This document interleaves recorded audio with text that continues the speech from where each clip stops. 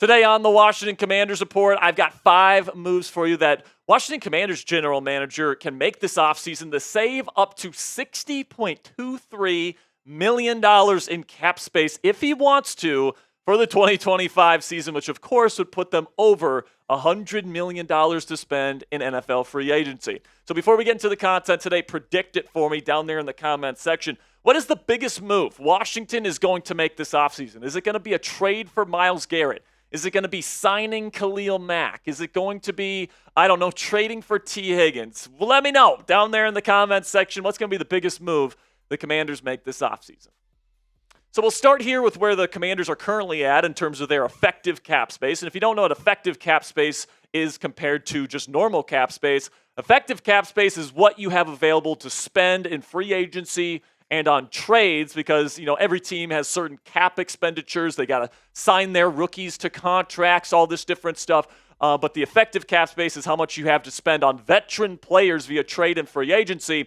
Right now, the Commanders have over $75.4 million to spend on players. That's plenty. If the Commanders just want to sit on their hands and go into the offseason and free agency with this amount of money, they can certainly do that. But there are opportunities to create even more cap space and potentially even get to that $100 million mark if they so choose. So we take a look at the first one here, and this one's the most obvious, I would say, and that's the trade or cut Jonathan Allen. Either way, you save $16.47 million against the 2025 cap, and even that move alone, guys, gets you to like $90 million in cap space heading into free agency. So this might be the only move on this list that Adam Peters actually does, but this team did give him permission to seek a trade. And it certainly seems like John, heading into the final year of his contract, wants a multi-year deal. He wants to get extended if he's going to stay with the Washington Commanders, and I just don't think the Commanders want to necessarily work with Jonathan Allen past this season. He's getting older. His production is certainly going down. You take a look here at his numbers, and his sack numbers have gone down every single season over the last 4 years. Now, he was hurt last year, to be fair to him, and he did play pretty decently in the postseason there in the interior of the Commanders' defensive line. He's still a good player. It's just, is he worth the money that you're going to have to spend on him to keep him in Washington long term? And I don't think that the answer is yes to that with the Washington Commanders. So my take on Jonathan Allen here, guys, is that, you find someone to trade for him, great. You get a draft pick back for him, awesome. That's an additional draft pick. If not, I would say just cut him to save the $16.47 million that you get by letting him go, because that's a significant chunk of change right there if you are the Washington Commanders. And with Jonathan wanting a multi-year contract, I think that, if the Commanders and John are in communication, which they are, about what's best for both sides, I think it makes sense to move on from Jonathan Allen this offseason. And at the end of the day here, guys, he did draft Jazon Newton in the second round of the NFL draft last year, showed some great things on tape, especially towards the end of the season in this defense. And, remember, he didn't really have an offseason last year with the multiple foot procedures that he went under during the offseason. So he didn't really have mini camps. He didn't really have OTAs. He didn't really have a training camp. And he had to get on a moving train. And I thought he did a pretty darn good job of doing that in his rookie season in the NFL. And then there's also other options in free agency in the NFL draft that can fill out Jonathan Allen's spot in this rotation along the interior of the Commanders' defensive line. So at the end of the day, I think this is a move that's going to end up happening. Then we get to the second big move, which is to extend Terry McLaurin, and that could save you up to $14.3 million. Now, the Commanders are going to have a choice to make here, and we'll talk about that choice in just a second. But as you guys can see here, his numbers over the last several seasons have been just so steady and consistent. He caught a lot more touchdowns this year than in previous seasons because the offense was actually competent. But he is so steady. He is a top 10 receiver in this league, in my opinion. And I think that he is a bona fide number one guy. And you take a look at the highest paid wide receivers in football right now. I certainly think he deserves to be in the conversation of the $30 million guys, all right? There's multiple people. There's 6 receivers making at least $30 million per season. I think Scary Terry McLaurin deserves to be paid like one of those guys. So let's just say the potential extension here is 3 years, $90 million total, $30 million a year guaranteed. I don't think that number is really debated all that much, all right? I think the big question is how is that cap hit going to be distributed, all right? Because the Commanders have a choice to potentially backload that contract, which means moving the cap hit further back into his deal and lowering his cap hit for the 2025 season. And if they want to do that, they can save this team a ton of money in the short term to go out and get even more talent for the short term to try and win a Super Bowl now. But personally, guys, I think that I wouldn't backload his contract because, as these players continue to get more and more expensive, the team's going to get more and more expensive as well, right? So I think that it makes sense to have a pretty evenly distributed cap hit throughout Terry McLaurin's new contract. You can certainly afford to pay him this year. And then, when the contract extension kicks in 2026, you can certainly afford to pay him $30 million per season in all 3 of the years on that extension. So I wouldn't backload the deal if I were GM Adam Peters, but it is a possibility that they have at their disposal. So what say you guys? Let me know down there in the comments section. Should the Washington Commanders backload Terry McLaurin's next contract extension this offseason to create more space for more players in 2025? Give me a yes or a no down there in the comments section for today's pinned comment. YouTube's going to throw you an ad break here in just a couple of seconds, and I'm going to tell you about our sponsor today at Prize Picks. While I'm talking about Prize Picks, simply give me a yes or a no for today's pinned question. And with that, let's tell you about our sponsor today at Prize Picks. And Prize Picks is the best place to get real money sports action all on your phone, guys. Join over 10 million members and sign up today. Prize Picks invented the flex play, which means you can still cash out if your lineup isn't perfect. You can double your money even if one of your picks doesn't hit. Prize Picks puts their members first, so all withdrawals are fast, safe, and secure. When my picks hit, I can get my money in as quick as 15 minutes. Prize Picks also offers weekly promotions that can lead to big payouts like Taco Tuesday, where every Tuesday, Prize Picks discounts select player projections up to 25% to provide even more value for your lineups. And the NFL season may be over here, guys, or the football season may be over, but guess what? You can still do futures projections on Prize Picks. So I'm already taking the more on passing yards for Jaden Daniels, and I'm taking the less on quarterback for the Dallas Cowboys, Dak Prescott, and his $60 million per season contract. Get out of here with that, Cowboys fans. Download the app today and use code CLNS to get $50 instantly after you play your first $5 lineup. That's $50 instantly after you play your first $5 lineup when you download the Prize Picks app today. Prize Picks, run your game.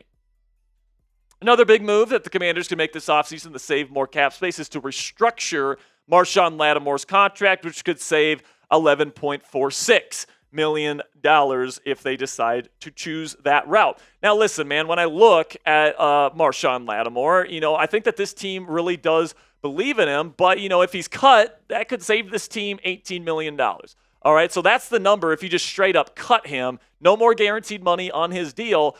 But I do think that this team and Adam Peters and Dan Quinn, they traded for this guy for a reason. They believe that he is an excellent scheme fit and a great skill set fit for what Joe Witt Jr. and Dan Quinn want out of their outside corners. And they really think, coming back fully healthy in 2025, remember he dealt with that hamstring injury last year, that he's going to come back and he's going to be one of the best corners in football heading into future seasons. You take a look at his Pro Football Focus grades over the last 8 seasons that he has been a pro, had the lowest PFF grade of his entire career last season, just a 56.8 PFF grade last year. And honestly, his best season was his rookie season. So it's kind of a weird setup right now where the older he gets, it's the worse he seems to get. And I understand why some people are a little bit skeptical that Marshon Lattimore can be a legit number 1 corner with this team, especially when you look at the times, how many games he's missed throughout his career. There's only been one season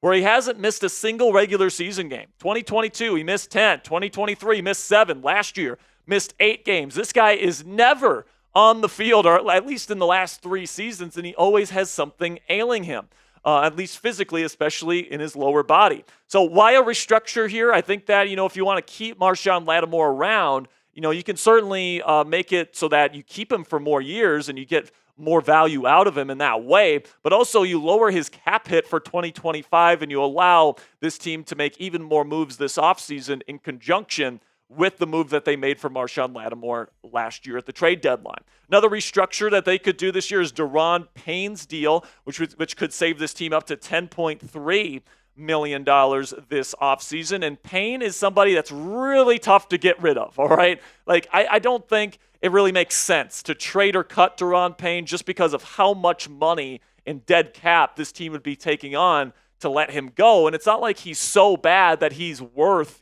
taking on the dead cap. Like, he's still a very valuable member of this defense. If he's cut pre-June 1st, guys, that's $25.8 million in dead cap, and you save less than $400,000 in against the cap if you let him go before June 1st. And then if you give him that post-June 1st designation, you do get more money saved, but still $14.6 million in dead cap. And remember, if you do a post-June 1st designation, the Commanders don't get that money into their account until post-June 1st. So it's not like you can use that money necessarily in free agency. You have to stay below the league limit once the new league year comes in. So I just don't really think it makes a whole lot of sense to let go of Daron Payne at this point in time if you're the Washington Commanders. But with that said, I can certainly see why people would suggest that.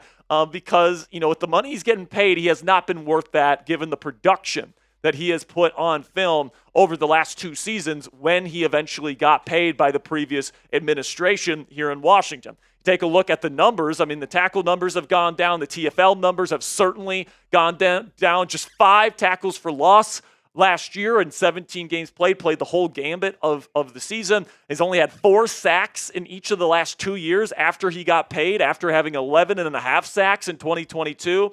And it's just not good enough, all right? Now, I will say to Payne's credit, and, to play devil's advocate to the production game here, he does play a very critical role in the run defense where he's taken on a lot of double teams. He's not really allowed to be a penetrative type player the way that he used to really be able to play. But, it's still not an excuse. If you're going to be getting paid that kind of money, the kind of money that he's getting paid, and guaranteed money at that, you got to show up a little bit more than Daron Payne has in the last 2 seasons. So restructuring, again, keeps him in Washington for the long haul, but it also lowers his cap hit, which is something that I am interested in. Then we get to the cut candidate here that I'm going to suggest here, and that's Andrew Wiley. And this is the most no-brainer cut for the Washington Commanders this offseason, in my opinion. Saves you $7.75 million if you do it, and I think that is more than worth it because Wiley just needs to go, ladies and gentlemen. He has not been good enough whatsoever these last 2 seasons as this team's starting right tackle. And I think that the Commanders need to get a complete overhaul at the tackle position. I think that they should move Brandon Coleman from left tackle to either right tackle or left guard. And I think that they should go out and replace both tackle spots this offseason. That's my opinion on the matter. I think that would be the best way to go. But either way, I think that Andrew Wiley needs to be out here in Washington. So you be the GM down there in the comments section. Would you cut Andrew Wiley and save $7.75 million against the cap this year? Type C for cut or K for keep. Let me know what you guys think down there in the comments section. Thank you guys so much for making it to the end of today's edition of the Commanders Report by Chat Sports. I'm your host, Jack Sperry, of course. Make sure you click that subscribe button right now because we are going to be here all off-season long covering the burgundy and gold for you guys every single day, 100% free.